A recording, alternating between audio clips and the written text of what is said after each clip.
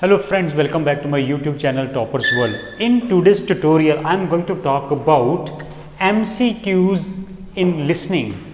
तो दोस्तों, अगर आपको भी प्रॉब्लम्स आ रही हैं MCQs में, और प्रॉब्लम ऐसा है कि आप कहीं किसी जगह पे अटक जाती हो और टॉक बहुत आगे चली जाती है, आप टॉक के साथ मैच नहीं कर पाते, रन नहीं कर पाते, और इसमें आपको बहुत सारी बातें सुननी होती हैं. Lots of talk is there that you have to listen. तो it's very difficult for some time students to track each and every dialogue over there. तो लिसनिंग को कैसे अटेम्प्ट करें, how to manage listening, especially I am talking here MCQs. तो MCQs को मैं एक examples के साथ आपको समझाऊंगा और आपको इसका सोल्यूशन भी बताऊंगा. एक्चुअली इसमें 2-3 मैं टिप्स भी दूंगा आपको इस वीडियो में. तो सबसे पहले हम एक एग्जाम्पल देखते हैं. Let's see this example. तो इसमें मैंने एक एग्जाम्पल ली, एक Andrew has worked eight hospital for. Andrew has worked at the hospital for. तो एंड्रयू ने हॉस्पिटल में काम किया है. फॉर मीन्स इतने समय के लिए, जैसे कि 2 years, 3 years, 5 years. तो अब आपने इसमें सुनना क्या है. आपने आंसर, टिपिकल जो आंसर आपका जो स्पेसिफिक होगा वो होगा कि कितने साल उसने काम किया, वो साल आपने सुनना है. तो उससे पहले आपने ये सुनना है कि बात एंड्रयू की हो रही है, किसी और की तो नहीं हो रही, कोई जॉन, कोई पीटर, कोई टॉम. तो first thing that you have to pay attention on this, कि नेम ऑफ द पर्सन.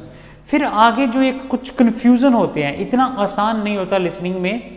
वहाँ पे क्या होगा कि जरूरी नहीं है कि वो वर्कड बोले, हैज़ वर्कड हो. इसमें काफ़ी पॉसिबिलिटीज़ है कि वो जो अपना मोनोलॉग बोलेंगे, जो अपनी स्पीच बोल रहे हैं, उसमें क्या होगा, Andrew has given his services. Andrew has work के लिए लिख देगा गिवन हिज सर्विसेज, और हैज़ ऐसे भी हो सकता है हैज़ डन जॉब. तो यहाँ पे क्या गलती करते हैं कि हम वर्कड सुनना चाहते हैं कि वर्क बोला जाए, तो तभी हमारा आंसर होगा. तो given his services, delivered his services, has done job, वो वहाँ पे कुछ पैरेलल वर्डिंग इस्तेमाल कर सकते हैं, कुछ भी ऐसा वर्ड यूज़ कर सकते हैं जो वर्क की जगह आ सकता हो. तो आपने इस चीज़ के लिए आपने वहाँ पे चौकन्ने रहना है. You have to be alert.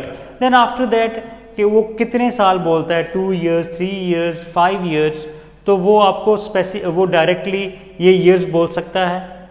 या ऐसे भी कह सकता है कि एंड्रयू ने टॉम से हाफ पीरियड वहाँ पे जॉब की. मान लो टॉम ने जॉब की 4 साल, तो उसके आधा उसने जॉब की, तो 4 का आधा कितना हो गया, 2. तो आपका आंसर बन जाएगा 2. तो वेरी मच चांसेस दैट कि वो क्लियरली 2 या 3 या 5 ना बोले, 2, 3 years और 5 ना बोले. He will say with the help of any other character. जैसे कि मैंने अभी बताया कि कोई टॉम का बताया, Tom has worked in the company for 4 years and Andrew has done job half of the Tom's job.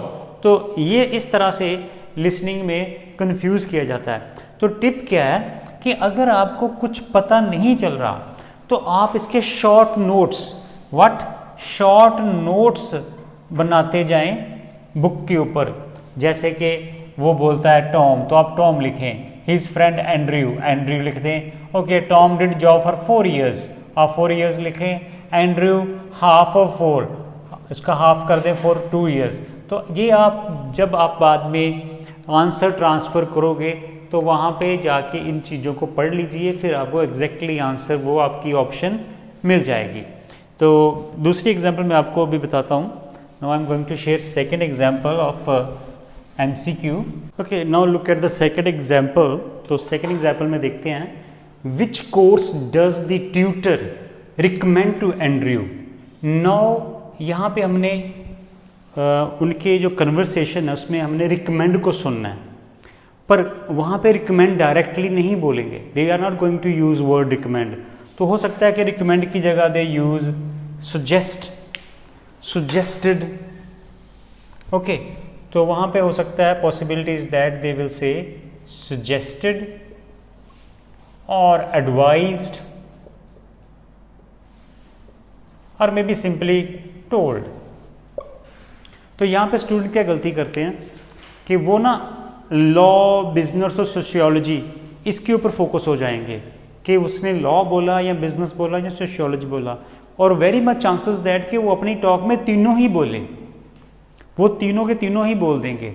But आपने देखना है कि उसमें उसको कौन सा कोर्स एडवाइज किया गया, सुजेस्टेड किया गया या रिकमेंडेड किया गया, कहाँ पे वो कन्फर्मेशन होती है। ठीक है, तो हो सकता है कि एंड्रयू को सबसे पहले सुजेस्ट किया गया कि वो लॉ को चूज़ करे, बट एंड्रयू ने कहा कि I didn't take any interest in law, मैंने कोई प्रीवियसली लॉ नहीं पढ़ा, तो I don't want to take this course. तो उसको बाद दूसरा कोर्स उसको बिजनेस सजेस्ट किया गया। ठीक है जी, तो बिजनेस वो ज्वाइन नहीं कर सकता था कि उसकी एलिजिबिलिटी नहीं है, उसके मार्क्स कम है। Then last the consent was on sociology. Ultimately Andrew agreed with sociology, his teacher recommended him and he finally decided to choose sociology as per the recommendation of his teacher or suggestion of his or her teacher। तो आपने इसको बात को and तक सुनना है। Tip वही रहेगी कि अगर आपको कुछ नहीं पता चल रहा तो आप शॉर्ट ब्रीफ नोट्स साइड में लिखते जाएं और बाद में एंड में उसको आप फिर एनालिसिस करके देखें कि फाइनली उसने किस पे अपनी रिकमेंडेशन को उसने एक्सेप्ट किया। ठीक है, तो रिकमेंडेशन जो रिकमेंड किया गया वो आपने बताना है। तीनों के तीनों रिकमेंड हो सकते हैं, पर फाइनल किस पे उसने एग्रीड किया वो सामने आपने आंसर में दे देना है।